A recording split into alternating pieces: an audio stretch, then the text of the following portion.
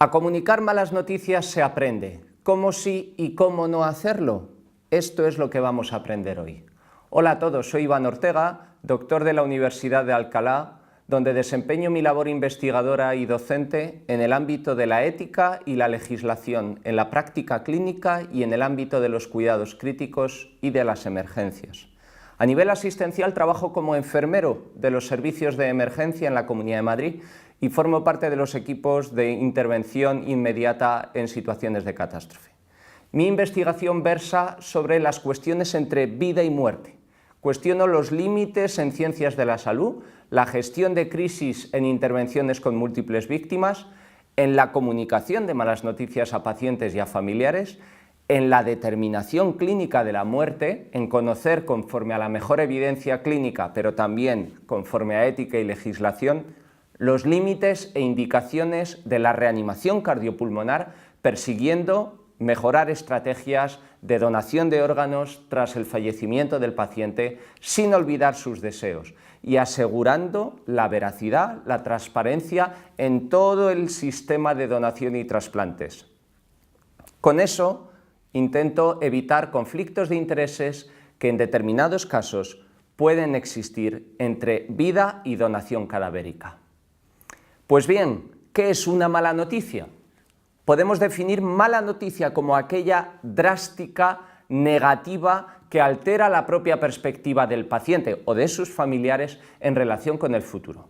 El resultado es un desarreglo emocional del comportamiento y que persiste un tiempo después de que la mala noticia ha sido recibida. La reacción de un paciente determinado ante una mala noticia va a depender primero de lo importante que sea esa mala noticia para él, pero también de su personalidad, sus creencias religiosas, su apoyo familiar percibido y el marco antropológico, cultural en el que vive.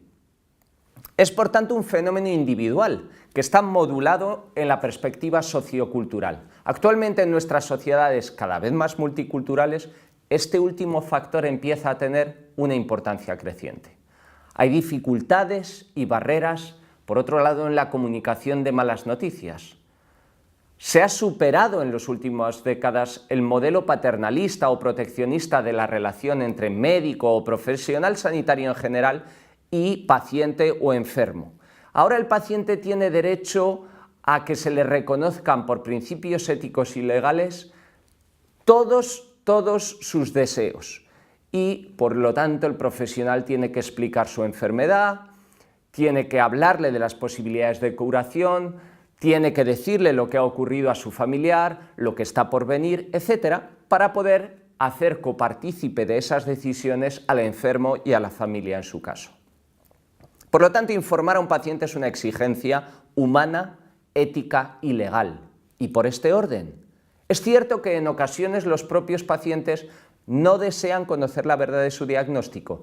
Esto obliga a los profesionales sanitarios en general, al médico en particular, a identificar a ese subgrupo de pacientes antes de plantearse la revelación de cualquier diagnóstico adverso o de otro tipo de información sensible sobre ese proceso de salud de enfermedad.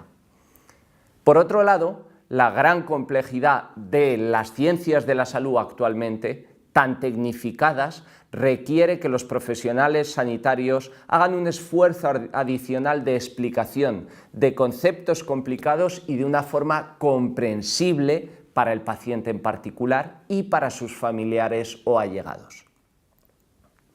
Comunicar malas noticias, por lo tanto, es una tarea estresante para muchos profesionales, especialmente para los médicos que tienen que dar el diagnóstico y por variadas razones. Una de las más importantes es la creencia generalizada, asumida, pero que no está fundamentada en evidencias científicas suficientes, que el desvelamiento de un diagnóstico sombrío afectará negativamente a la evolución del paciente o a su colaboración con el plan terapéutico. Otra posible razón que afirman estos profesionales sanitarios, especialmente los médicos, es el temor a enfrentarse a sus reacciones emocionales, las del profesional, cuando haya preguntas incómodas, sobre todo cuando se es consciente de que no se posee un mínimo entrenamiento para manejar este tipo de situaciones de gran tensión emocional. En este sentido es preocupante constatar que la trayectoria curricular formativa de los profesionales sanitarios en general y una vez más en particular la de los médicos deja muy de lado la formación dada en habilidades de comunicación.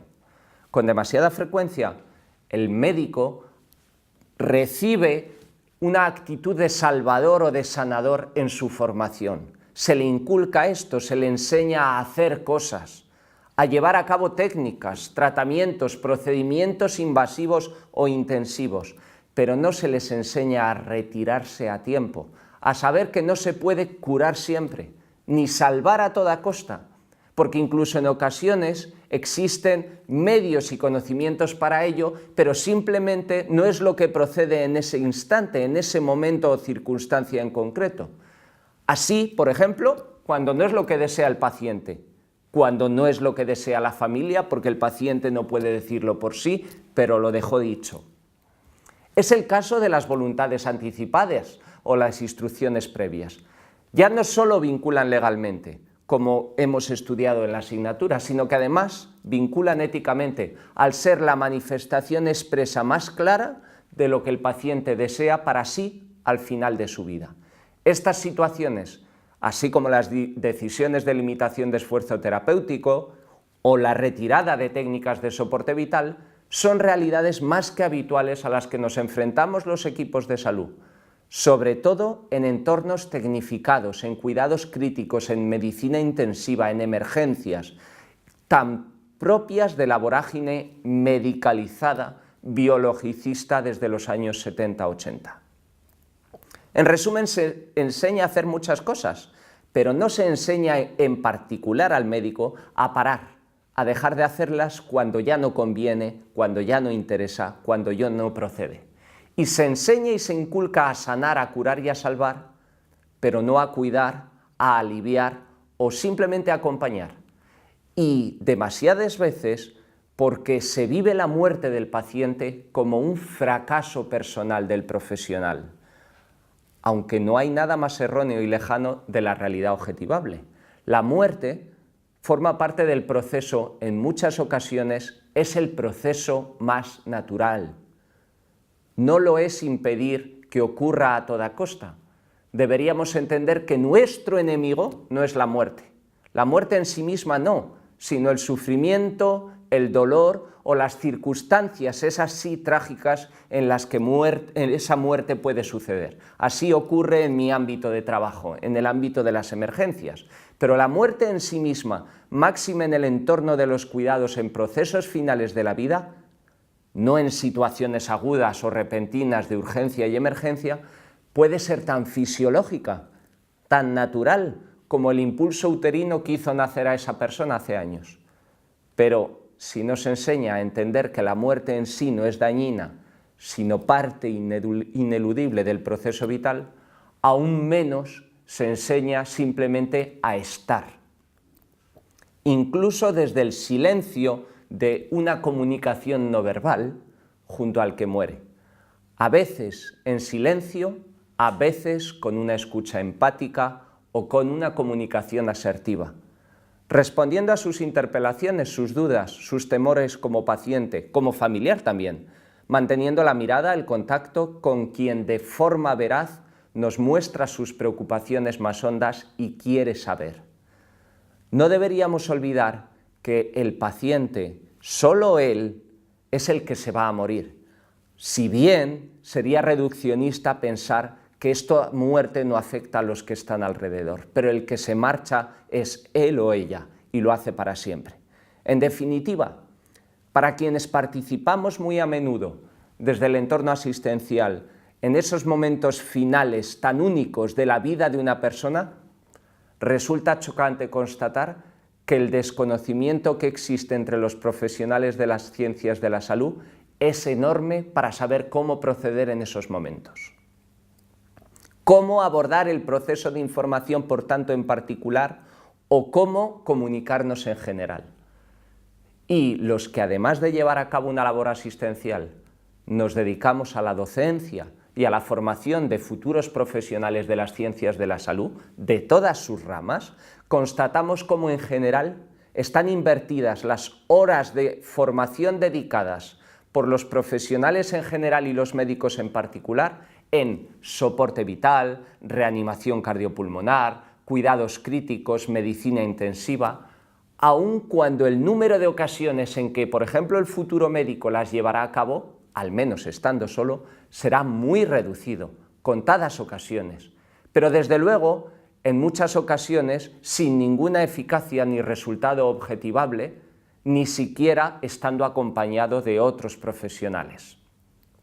Y decimos que está invertido porque, sin embargo, dedicando todo ese tiempo, es evidente que ese mismo profesional médico y otros profesionales de las ciencias de la salud, enfermeras, farmacéuticos, psicólogos, terapeutas, acompañarán muchas veces a quien muere y muchas más a sus familias y deberán informar y comunicar malas noticias en múltiples ocasiones a lo largo de su vida labor asistencial. En muchas de esas ocasiones se enfrentarán a esa situación estando solos y, paradójicamente, el tiempo invertido es muy pequeño. Se da demasiada poca importancia en el ámbito formativo a un proceso absolutamente crucial, casi rutinario en cuanto al número de ocasiones en que ocurre y con consecuencias importantes para el propio paciente, para los familiares, para los allegados, pero también para el propio profesional, que sin las habilidades aprendidas vivirá con angustia el momento, lo recordará posteriormente con desazón por no haber estado a la altura de las circunstancias. Por lo tanto, parecen invertidos esfuerzos formativos y necesidades requeridas por pacientes y profesionales. Los profesionales de las ciencias de la salud, los sanitarios en general, una vez más los médicos en particular, presentan las siguientes inseguridades y temores ante la comunicación de malas noticias. Primero, dicho por ellos mismos, un temor a causar dolor. Un documento tan antiguo como el juramento hipocrático ya refleja la obligación ética de no producir o evitar todo dolor al paciente. Los médicos tienen tan interiorizado por formación el principio de primum non nocere, la idea de no hacer más daño, no infligir dolor, tanto físico como moral, que les resulta algo rechazable.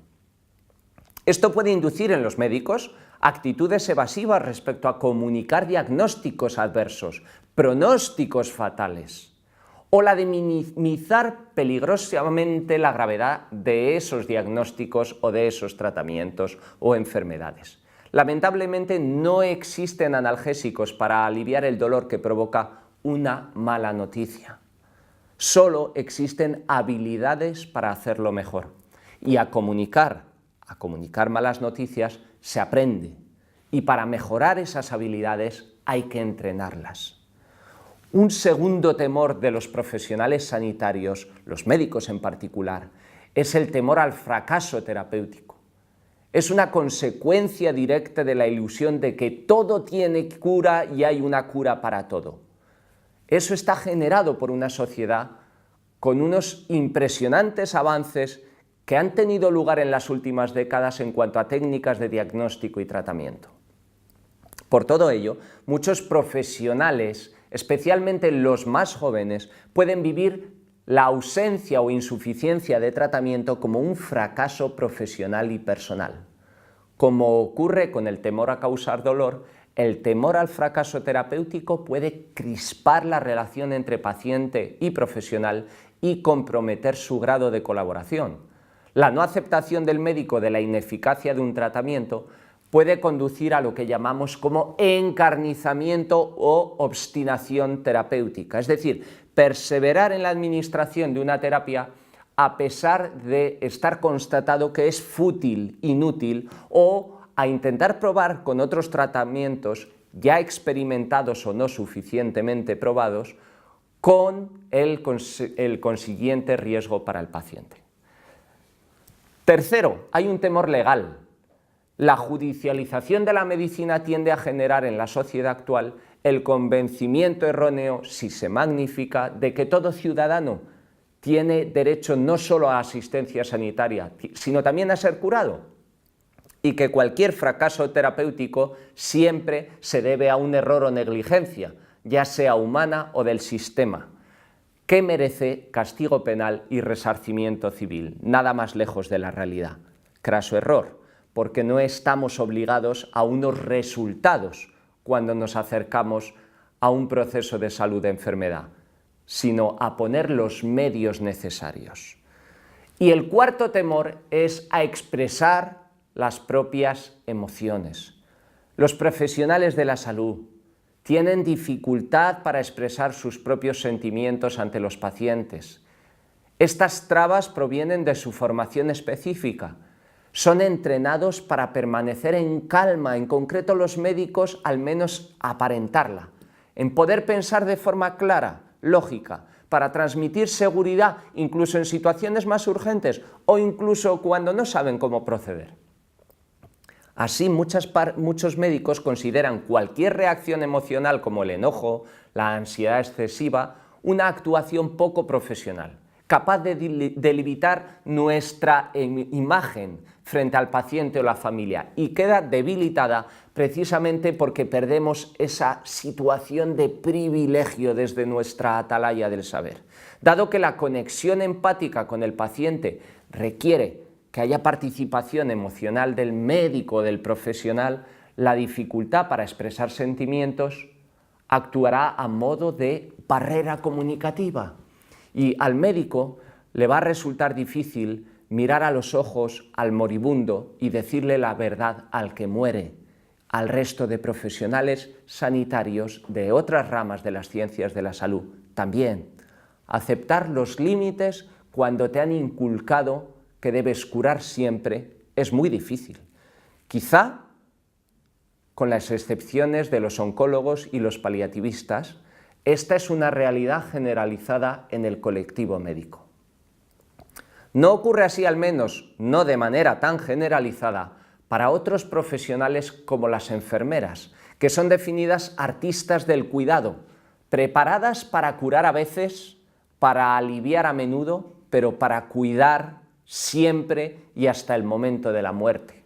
Es más, el cuidado de los profesionales de enfermería continúa para familiares y allegados tras la muerte del paciente y durante el proceso de duelo. Y también para el propio paciente, porque no olvidemos que el responsable de los cuidados post-mortem es la enfermera.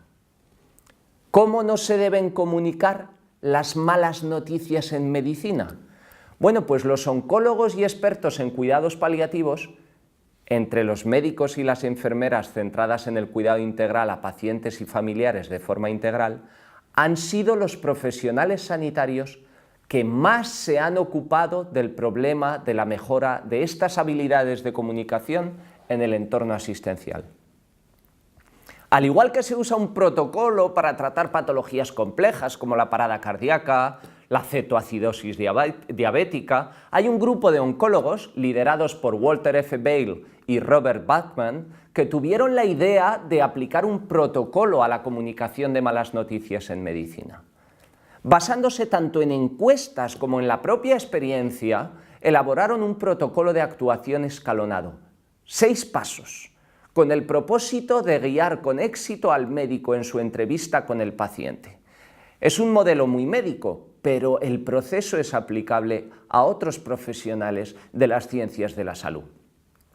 Como ocurre en cualquier protocolo médico, cada paso debe ser completado previamente para poder continuar con el siguiente. Pues vamos a ver a continuación un fragmento de la película Wit, traducida al castellano como Amar la vida. En esta película del año 2001, el médico responsable del cuidado de una paciente comunica a la protagonista, la actriz Emma Thompson, profesora universitaria, una mala noticia: el diagnóstico de su cáncer de ovario en fase casi terminal. Esto que vemos ahora, ¿cómo lo hace este médico? Es desgraciadamente el proceder más o menos frecuente. Un claro ejemplo de cómo no deberían hacerse las cosas y un claro ejemplo de que no se enseña suficientemente cómo hacerlo de otro modo. Quiero enfatizar, que una mala noticia nunca puede sonar bien. A este respecto, quiero compartiros lo que nos decía el padre de un niño al que explicábamos en la unidad de cuidados intensivos pediátricos del hospital la muerte cerebral de su hijo tras caerle 3 días antes la portería de fútbol encima durante un entrenamiento deportivo. Su hijo tenía entonces 8 años y su padre escribía después unas reflexiones respecto al modo en que se había abordado la comunicación en el entorno sanitario, en la unidad de cuidados intensivos.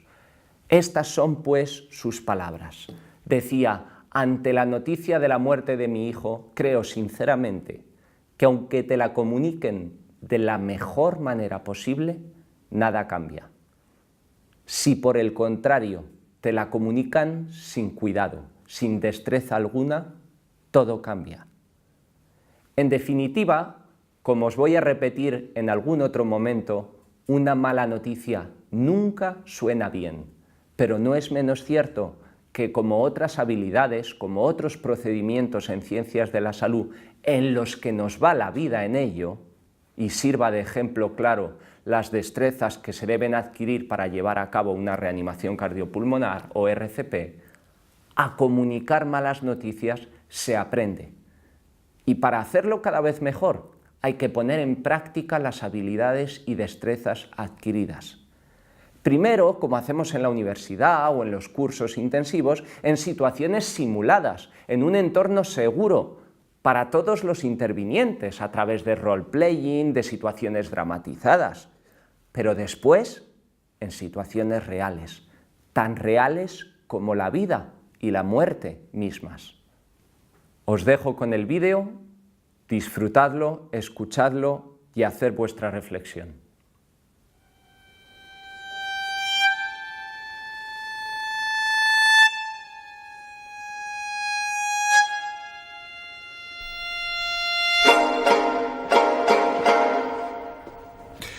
Tiene cáncer. Señorita Bering, tiene usted un cáncer ovárico metastásico avanzado. Continúe. ¿Es profesora, señorita Bering? Igual que usted, doctor Kilikian. Sí, claro. Bien, verá, presenta usted un crecimiento que pasó desapercibido en las fases 1, 2 y 3. Y ahora es un insidioso adenocarcinoma. ¿Insidioso? Insidioso significa indetectable en su fase. Insidioso significa traicionero. ¿Puedo continuar? Sí, por supuesto. Bien. En un carcinoma epitelial invasivo, el tratamiento más eficaz es sin duda la quimioterapia.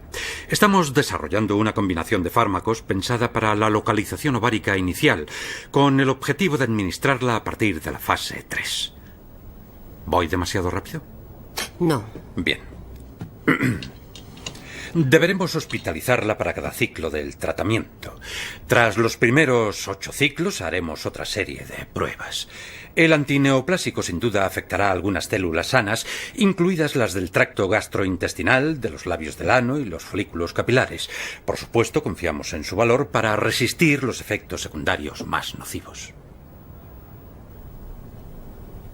Señorita Bering. Por favor, disculpe. ¿Tiene alguna pregunta? Por favor, continúe. Quizá haya algún término nuevo, quizá... No, está siendo muy minucioso. Bueno, me empeño en ello y siempre lo enfatizo ante mis alumnos. Oh, yo también. Minuciosidad, siempre se lo digo, pero por principio son adversos al trabajo concienzudo. ¿También los suyos? Oh, cada año es peor. Los míos son ciegos. Pues los míos son sordos. No hay que perder la esperanza. Supongo que no. Perdón, ¿por dónde íbamos? Me diagnosticaba minuciosamente. Exacto. Bien. El tumor se expande muy deprisa y este tratamiento es muy agresivo. ¿Bien hasta ahora? Sí. Será mejor que mientras no trabaje. Ningún problema. La primera semana de cada ciclo será hospitalizada para quimioterapia. La semana siguiente se sentirá cansada. Las 2 siguientes estará bien, relativamente. ¿Así durante 8 meses? Es el tratamiento más potente que podemos ofrecerle. Y como investigación será una gran aportación a nuestros conocimientos. Conocimientos. Claro. Verá, este es el formulario de consentimiento. Si está de acuerdo, fírmelo ahí abajo.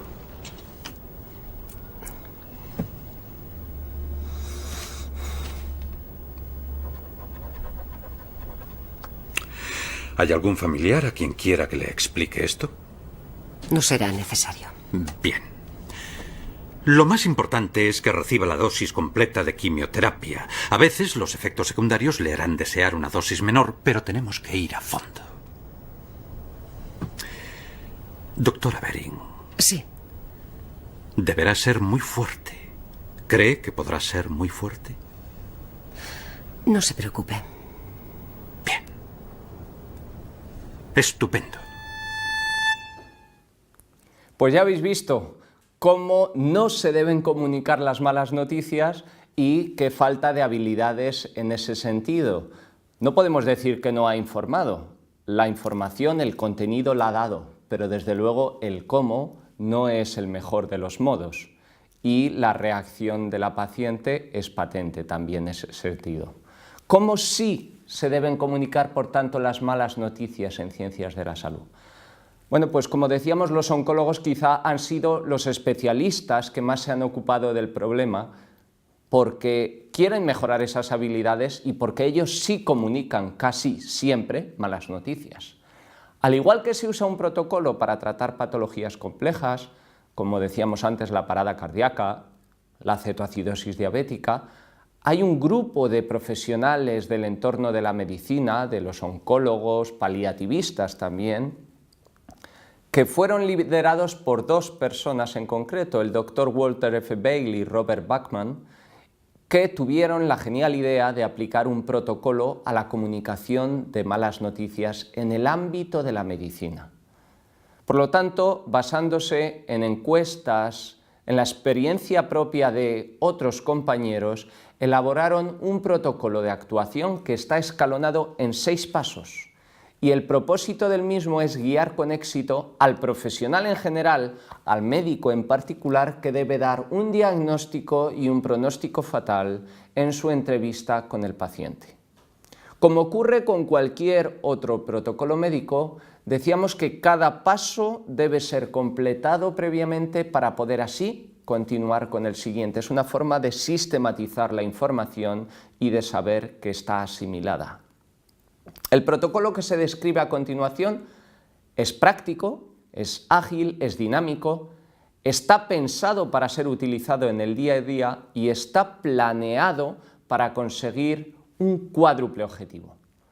Primero, reunir toda la información disponible del enfermo y de su enfermedad. Permitir al profesional determinar lo que sabe el paciente, sus expectativas con respecto al diagnóstico adverso. Segundo, suministrar una información que sea comprensible, en consonancia con las necesidades y con los deseos del paciente. En tercer lugar, aportar habilidades comunicacionales que permitan reducir el impacto emocional, mitigar la mala noticia o el efecto que tiene sobre el receptor más bien. Y un cuarto objetivo es consensuar un plan de tratamiento, un plan que permita un alto grado de cooperación del paciente, involucrarle en su autocuidado y en su proceso de salud-enfermedad. La primera etapa, primer escalón, por lo tanto, del proceso, preparar el contexto físico más adecuado. En esta etapa se incluirían todos esos aspectos relacionados con el momento más adecuado, el lugar, quién es la persona, el profesional en concreto que va a informar, a qué paciente y en qué momento, así como una pequeña evaluación del estado emocional de ese paciente en concreto para averiguar si es el momento más idóneo para dar la mala noticia. Por ejemplo, preguntas como ¿cómo se encuentra hoy? ¿Qué tal? ¿Cómo se siente? ¿Se siente hoy lo suficientemente bien para hablar un rato? Dependiendo de la situación se elegirá una de esas preguntas o alguna similar. Es importante el momento, el timing. Hay momentos del día, de la noche, en que deberíamos evitar informar. Hay una segunda etapa, averiguar cuánto sabe el paciente. Esta fase es muy importante, ya que el paciente a menudo presenta unas ideas, unas sospechas que pueden ahorrar un camino al profesional o que aportan información sobre el impacto que puede producir y que va a depender en gran medida de si llevamos a cabo bien esta fase.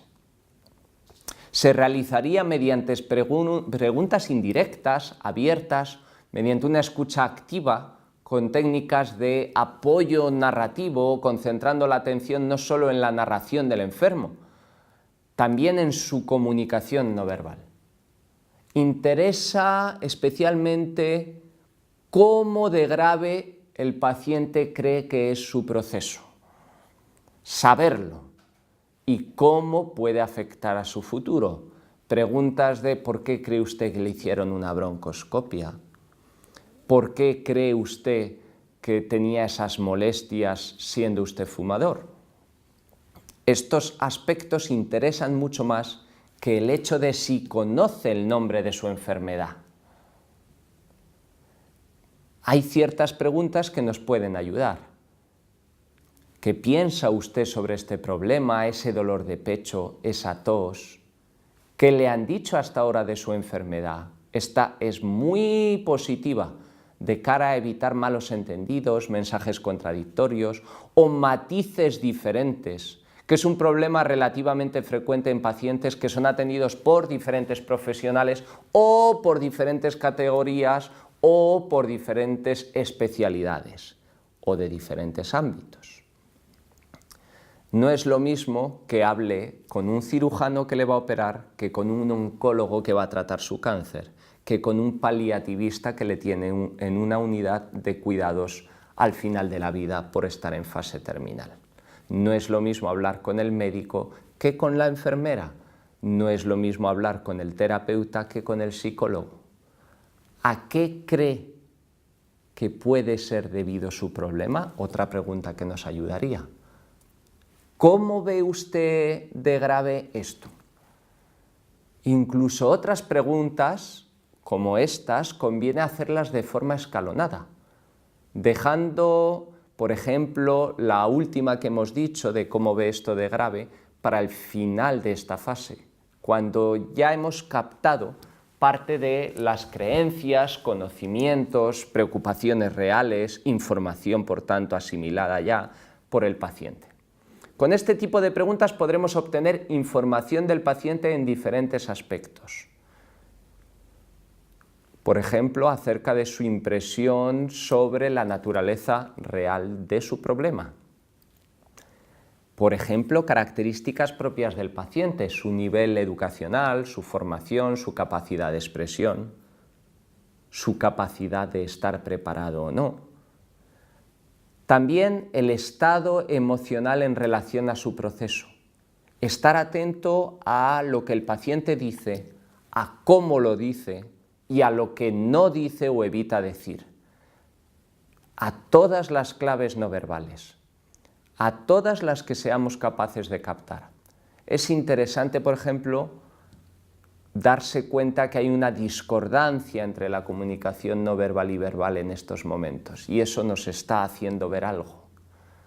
Por otro lado, ese tipo de preguntas en una persona que no sospeche nada pueden ayudar a ponerle en ambiente a una nueva situación, pero entonces habrá que elegir cuáles hacemos y si detectamos que de verdad hay esa discordancia, adaptarnos a esa realidad. Por eso, el proceso de la entrevista y de la comunicación es dinámico. Una vez que hemos explorado lo que ya sabe, debemos saber también lo que sospecha. Si no ha salido con alguna de las preguntas anteriores, se puede añadir alguna de las que os propongo a continuación. ¿Usted por qué cree que le han hecho todas esas pruebas? ¿O qué es exactamente lo que a usted ahora mismo le preocupa? ¿O está usted preocupado por tal cosa? ¿Hay alguna cosa que le preocupe ahora mismo?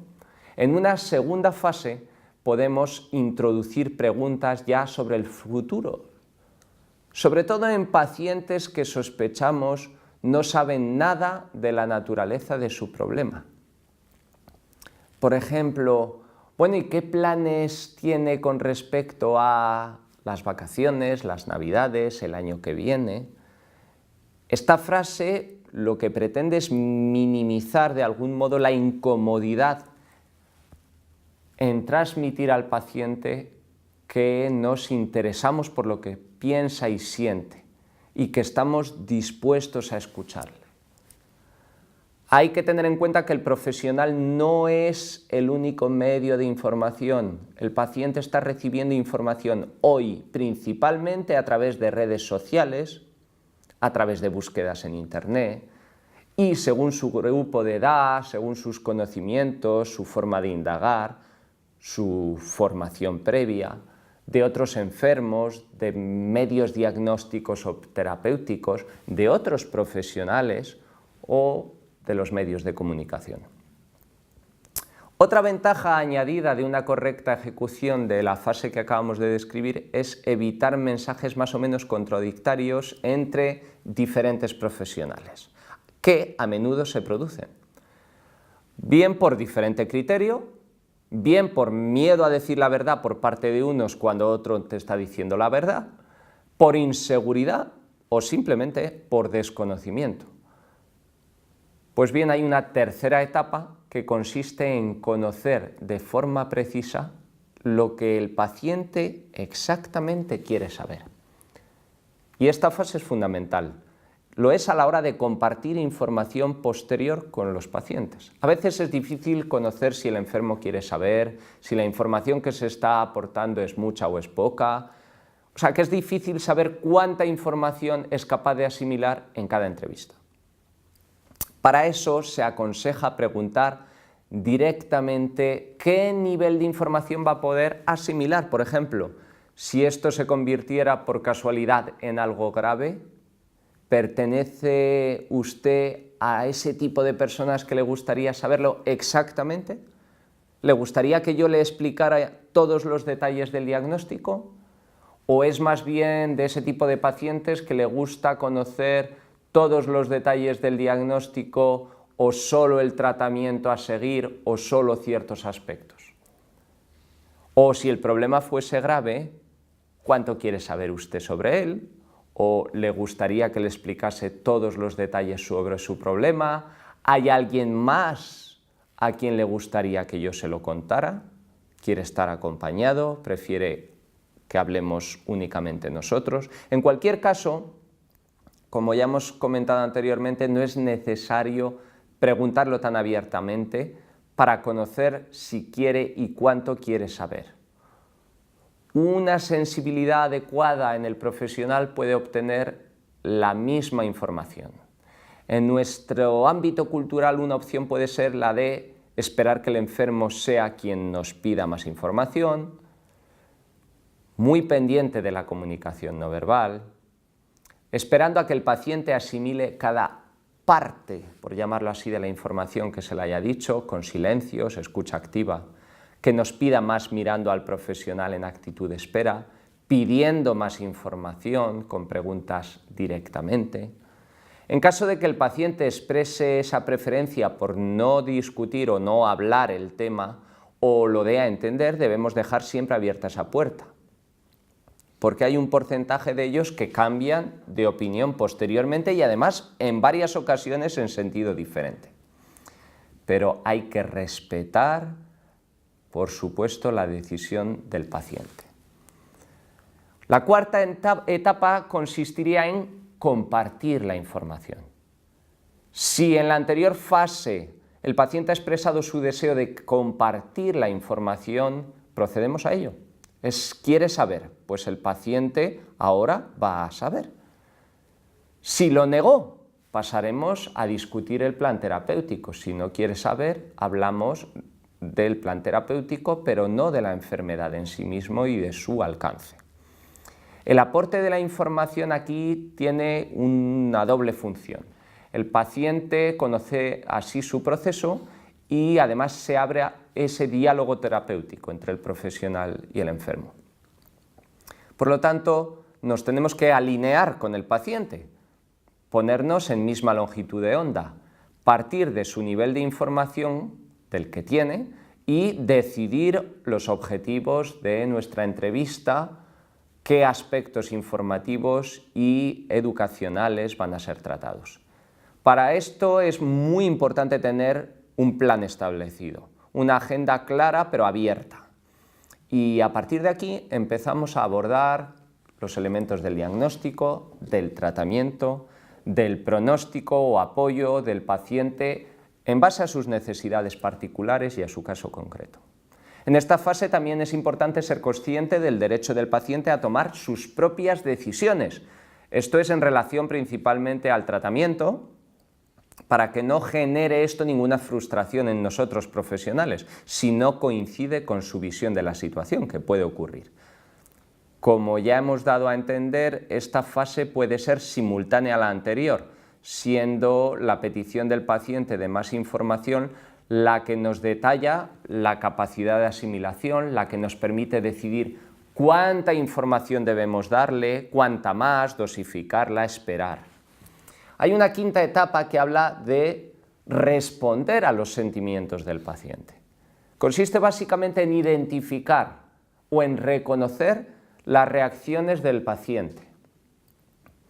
Unas malas noticias bien comunicadas pueden fracasar si el profesional no lleva a cabo esta fase adecuadamente. Hay elementos importantes aquí a destacar como los silencios, la empatía no verbal, la escucha, el respeto al paciente y a sus sentimientos. Por lo tanto, si lo hemos hecho bien hasta ese momento, se abriría una sexta etapa que es la planificación y seguimiento del proceso. En esta última etapa, el seguimiento debe ser consensuado por ambos, por profesional y paciente. Dejar claro al paciente que siempre estaremos a su disposición para lo que necesite, estar continuamente atento a los problemas y preocupaciones del paciente, del enfermo, y apoyar o ayudar a ese enfermo a que utilice todos los recursos, todas las fuentes de apoyo familiar o social que sean necesarias en cada momento y reforzarle una y otra vez que van a estar disponibles. En este sentido hay que tener en cuenta que este tipo de enfermos van a crear verdaderos núcleos de sociedad al no compartir sus preocupaciones, sus miedos con otros familiares o con otros amigos, para no hacerles sufrir. Por lo tanto, debe aclararse la continuidad de nuestra atención en esos aspectos comunicacionales, tanto como lo que es el proceso físico de la enfermedad. La actitud obviamente debe ser positiva. Debemos prepararnos o prepararles para lo peor cuando existe esa posibilidad y esperando lo mejor, sin falsas esperanzas y sin aportar información no real. Por lo tanto, vamos a planificar una determinada estrategia en relación al número de visitas, a las fases del tratamiento en las que estemos, a las necesidades de cuidado, etc. El paciente, por lo tanto, lo que debe controlar o comprobar es que nosotros manejamos bien la situación y que esto le dé seguridad y que tengamos esa disponibilidad. Comunicando malas noticias en el ámbito de los cuidados críticos, de la medicina intensiva, de las urgencias y emergencias, es distinto. Aproximadamente la mitad de los familiares de pacientes ingresados en unidades de cuidados intensivos experimentan dificultades de comunicación con los profesionales sanitarios en general y con los médicos en particular. Aunque el protocolo que hemos visto de los doctores Bailey y Buckman es de aplicación general en el hospital, la unidad de cuidados intensivos, las urgencias, las emergencias, los cuidados críticos en general presentan unos aspectos específicos que afectan a la aplicación de este protocolo en ese ámbito de las ciencias de la salud. No digamos ya cuando hablamos de las emergencias extrahospitalarias, en el entorno de la casa, del trabajo, en el entorno familiar o en la calle, en la vía pública. Por lo tanto, en estas situaciones de cuidados críticos, unidades de cuidados intensivos, en esas situaciones extrahospitalarias y cuando la situación es tan grave, aguda, repentina, el papel de la familia, de los allegados, de los conocidos, de los acompañantes, es crucial. La familia del paciente crítico, del paciente que sufre una situación aguda de emergencia, sufre la angustia que supone la amenaza de su muerte inminente. Está bajo un impacto emocional de una pérdida brusca de salud, con frases como «si mi padre estaba perfecto ayer y le estamos reanimando». Y apenas entiende lo imprevisible de su evolución clínica en cortísimos periodos de tiempo. Pensemos, por ejemplo, en el síndrome de muerte súbita. Una persona que hace su vida normal y cae fulminado en el gimnasio, en el trabajo, en casa, en el salón. Y cuando llegan los servicios de emergencia te dicen, pero si estaba bien. O en cuidados críticos, una evolución fatal en unas pocas horas y que el familiar te diga, pero no me dijo usted que estaba mejor esta mañana. Debemos, por lo tanto, ser conscientes de que el ingreso en una unidad de cuidados intensivos, la asistencia por parte de un servicio de emergencias médicas, es considerado ya por su familia como una muy mala noticia. Y que el ambiente, lleno de ritmos rápidos, aparatos, cables, puede ser muy intimidatorio. Y lo es para ya unos familiares muy abrumados, con los que además, por ejemplo, en el ámbito de la urgencia y la emergencia, no tenemos demasiado tiempo para dedicarles si somos el mismo equipo que asiste al paciente en concreto. Por lo tanto, en ese contexto es capital una comunicación franca, fluida, entre los que somos responsables del cuidado del paciente crítico y los familiares, los allegados, los conocidos, los acompañantes.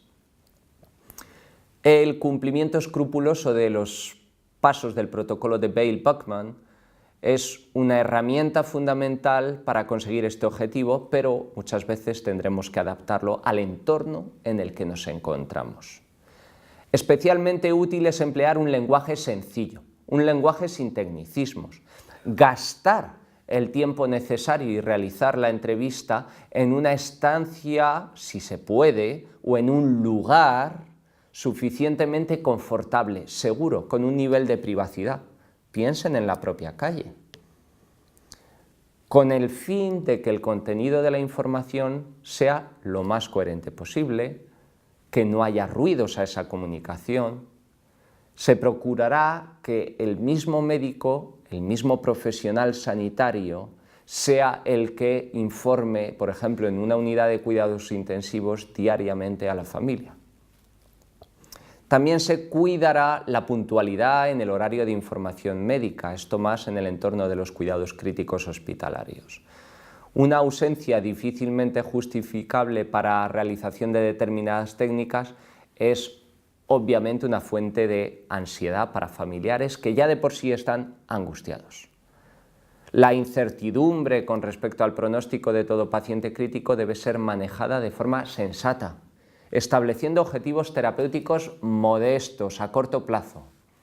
Por ejemplo, decirles primero vamos a controlar la infección, después intentaremos averiguar su origen. ¿Están de acuerdo? Y sobre la consecución también de estos objetivos, reevaluar y reelaborar diariamente el pronóstico. Es crucial hacer ver a la familia que existe un plan terapéutico, un plan a seguir. Un plan que puede ser variado, porque las ciencias de la salud no son matemáticas y que en caso de que los resultados no sean los adecuados, van a existir en principio planes alternativos. Esta adecuación del paso último, del paso 6 que veíamos de Vail-Buckman, reforzará la confianza de la familia en el equipo asistencial en general y aliviará su angustia. Todas las intervenciones terapéuticas urgentes que se planteen, especialmente las consideradas sensibles a la familia, como puede ser la intubación traqueal, la restricción física porque el paciente está agitado, la sedación porque el paciente tiene dolor o sensación de falta de confort, deben ser comunicadas, explicadas puntualmente, porque las sorpresas en este sentido suelen ser comprensiblemente mal asumidas por familiares allegados y van a ser una fuente segura de conflictividad. Se ha demostrado que es de suma utilidad que la enfermería se implique en labores de información a las familias. No solo es que se exija así legalmente en nuestra Ley de Autonomía del Paciente, donde el interlocutor principal, como estudiamos, es el médico, pero no el único. Es que además las enfermeras tienen una información en cantidad y calidad de la que el médico no dispone. Por lo tanto, la comunicación dentro del equipo y entre profesionales es esencial para estar seguros que damos el mismo mensaje y que estamos coordinados.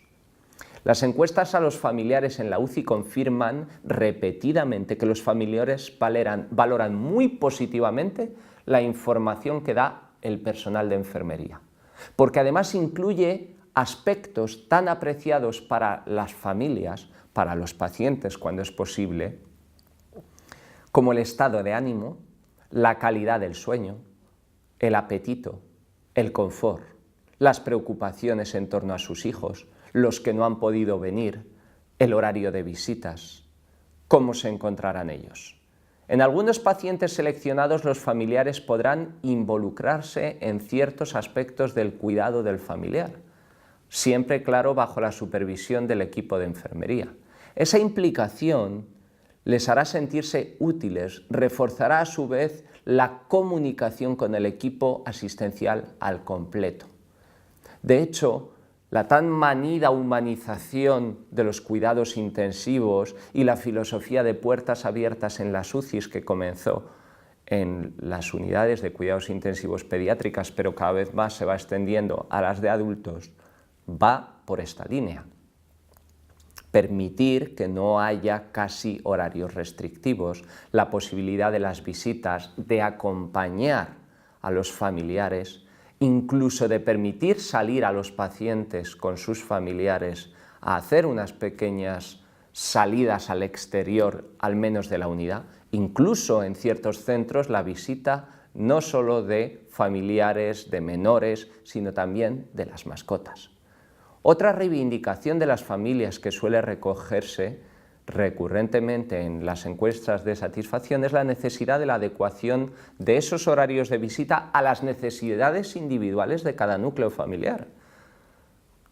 Hay algunas UCIs que mantienen todavía unos horarios muy restrictivos, pero como decíamos va extendiéndose cada vez más esa filosofía de puertas abiertas. Y esa filosofía de puertas abiertas está dando unos resultados increíbles, no solo a nivel de satisfacción y humanización de los cuidados, sino también, sorprendentemente y pese a lo que se pensaba a nivel científico, a la pérdida de infecciones nosocomiales y de otro tipo de patologías supuestamente traídas del exterior. Por lo tanto, en la toma de decisiones con respecto a la suspensión del soporte vital, a la capacidad de decisión del paciente crítico, puede estar ausente su capacidad de decidir, por ejemplo, en estados de coma, en estados de sedación, o estar muy mermada por alteraciones que tengan fisiopatológicas subyacentes, por ejemplo, pacientes con falta de oxigenación, con acidosis en el medio interno, con tensión baja. Incluso en pacientes ingresados en la UCI aparentemente estables y conscientes, se han apreciado dificultades en la capacidad para resolver tareas complejas y no tan complejas. Por lo tanto, es dudosa la capacidad para tomar decisiones en ese entorno. Difíciles como poder saber aceptar o rechazar determinadas técnicas o determinados tratamientos. Por eso, esta situación hace bascular hacia la familia, en muchos casos, el protagonismo en el proceso de toma de decisiones. porque es evidente que son los familiares los que en principio mejor conocen las preferencias y los deseos del paciente. Entre un 30 y un 50% de los pacientes en la UCI mueren tras haberse decidido limitaciones o retiradas de las medidas de soporte vital. Y esas decisiones son difíciles de tomar y deberán ser consensuadas entre todos los profesionales sanitarios colegiadamente, no solo por los médicos, y los familiares más directos o los allegados. En este contexto, una buena comunicación entre ambas partes es clave para la toma de decisiones. La introducción en nuestro país del documento de voluntades anticipadas, o llamado también testamento vital, si el paciente lo ha cumplimentado y registrado, es un elemento crucial que ayuda a los profesionales sanitarios, pero también a los familiares, en el proceso de toma de decisiones, porque tenemos claro que estamos haciendo lo que quería para sí. Sobre todo en casos de limitación de esfuerzo terapéutico, pero también en decisiones posteriores a la muerte, como el destino de sus órganos o incluso de su cuerpo. En condiciones ideales, ese documento debería consignarse el familiar que ha sido nombrado por el paciente como representante legal del paciente, su interlocutor con el equipo de salud. Por ahora, en Europa son muy pocos los ciudadanos que han formalizado ese documento.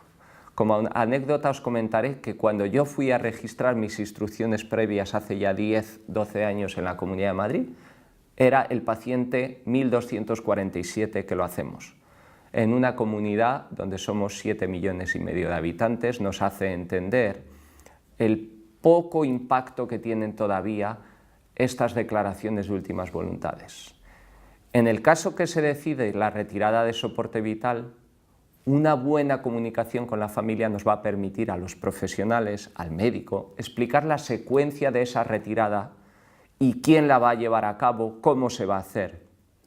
Y las medidas de sedación, de analgesia, de apoyo emprendidas por el equipo, profesionales de enfermería para garantizar la ausencia de sufrimiento del paciente en esa fase terminal o en ese estado del final de la vida. La petición de los órganos para el trasplante es una situación muy específica dentro de la entrevista con familiares. El rendimiento de un programa de trasplantes precisamente descansa de forma crítica en el delicado momento en que se aborda esa entrevista con la familia para la solicitud de los órganos tras el fallecimiento del ser querido. La mayoría de los donantes potenciales de órganos se producen en el entorno de las unidades de cuidados intensivos. Para solventar con éxito esas entrevistas hace falta, además de los pasos propuestos en el protocolo de Vail-Buckman, cumplir con requisitos previos, dos principalmente. El primero, lo que se llama el découpage. Debemos dejar pasar un cierto tiempo entre la comunicación del fallecimiento y la exploración de los deseos con respecto a la donación, porque la familia podrá reaccionar, liberar su carga emotiva y, desdoblando la noticia en dos momentos, conseguiremos más fácilmente el objetivo.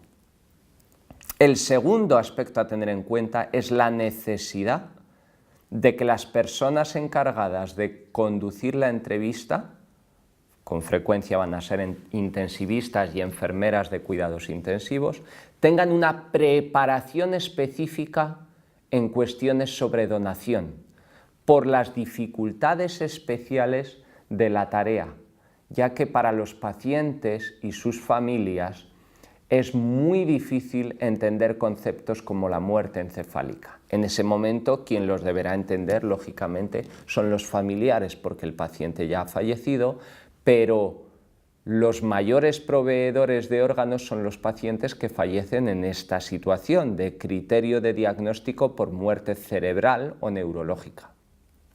Pues bien, es clave saber explicar bien en qué consiste que el paciente se encuentre fallecido por un criterio de muerte neurológica o cerebral. Porque no es una noción fácil, no lo es ni siquiera para los profesionales de la salud, imaginemos para una familia lega no conocedora de estas cuestiones. Captar por la gente ajena a nuestro entorno de la salud este concepto es francamente difícil y es facilitador hacerlo por alguien que sabe hacerlo con una especial dedicación y con unos conocimientos previos. Por lo tanto, es muy importante conseguir transmitir la idea de que vamos a retirar los órganos a un paciente que ya ha fallecido y siempre y cuando sea acorde a su voluntad previamente expresada o acorde al menos a la sensibilidad de los familiares que creen estar haciendo lo que su ser querido quería. Además de esta preparación, las campañas concienciadoras en medios de comunicación han sido siempre un complemento esencial para facilitar esta labor. En este sentido, vamos a incluir a continuación un vídeo hecho por Donate for Life, una de las agencias encargadas de la gestión de la donación y trasplante de órganos en Norteamérica, y que es muy visual, está en inglés, pero podréis disfrutar realmente de una visión muy gráfica de qué supone, y quitando los dramatismos, donar para la vida tras el fallecimiento del paciente. Y lo llamamos así, donar para la vida, porque la muerte incoercible de nuestro ser querido puede ser rayo de esperanza para quienes están en lista de espera, esperando un órgano para sobrevivir o al menos para vivir mejor.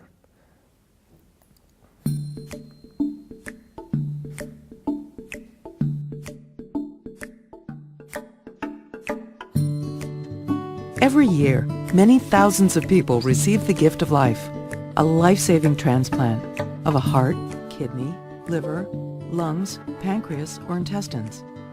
And thousands more people receive corneas and other tissues that restore sight and health. Transplantation is one of the great medical advances of our time. How does it work? It all starts when someone's organ begins to fail, and that person will need a transplant to survive. A thorough evaluation is conducted at a transplant center, and if the person's a good candidate for a transplant, he or she will be put on the National Transplant Waiting List. Once a person is on the list, the wait for an organ begins. A national system matches people on the waiting list with donors. The factors considered in matching donors and recipients include blood type and body size, how sick the patient is, distance from the donor, tissue type, and length of time on the waiting list. What doesn't get taken into account? Organs are never matched based on race or gender. Income, celebrity, and social status are also never considered in matching donor organs to waiting patients. There's no telling how long the wait will take. In fact, some people don't receive an organ in time because the waiting list is very long and there aren't enough donors available. That's why an average of 18 people on the waiting list die each day. Imagine how many we could save if we all were donors. Most organs for transplants come from deceased donors. Here's how that happens. A person comes to the hospital with a life-threatening brain injury, such as from an accident, a stroke, or lack of oxygen. The doctors work hard to save the patient's life, but sometimes nothing can be done. There's a complete, irreversible loss of brain function. The patient is clinically and legally dead. That's when being a donor can turn a time of loss into a time of hope. Because machines have kept blood containing oxygen flowing to the organs, they can be passed along. One person can give life to as many as 8 people through organ donation and enhance the lives of 50 people or more through eye and tissue donation. But now, minutes matter. Matches must be found, and transplants must happen quickly. The hospital contacts an organ procurement organization, an OPO. OPOs manage the organ recovery process. The OPO checks the state organ donor registry. If the person is already registered as a donor, they'll inform the family. If not, they'll ask the family to authorize donation. A medical examination takes place. They check the medical and social history, and if the person is eligible to be an organ donor, the computer begins the search on the national waiting list for well-matched patients. The best matched patients for each organ are contacted by their transplant teams. This is the call that every single person on the waiting list has been hoping for. The call that could mean a second chance at life. Now the transplant happens. A surgical team recovers the organs, then corneas and other tissues. The organs are sent to the transplant hospitals where the patients and transplant teams are waiting, and the life-saving transplants take place. It will take healthy living and medications to keep the organ working well in its new home. But some wonderful person has given the most precious gift of all, the gift of life. You too can make the decision today to sign up on your state registry as an organ, eye, and tissue donor. Any age is the right age, young or old. And any day is the right day to sign up as a donor. You can register through your driver's license office, or you can sign up right now, online. Remember to tell your family so they can support your wishes. More than 100 million people have already signed up, but we're all needed to save more lives. Go to organdonor.gov and sign up in your state donor registry as an organ, eye, and tissue donor. Go to organdonor.gov and share the gift of life.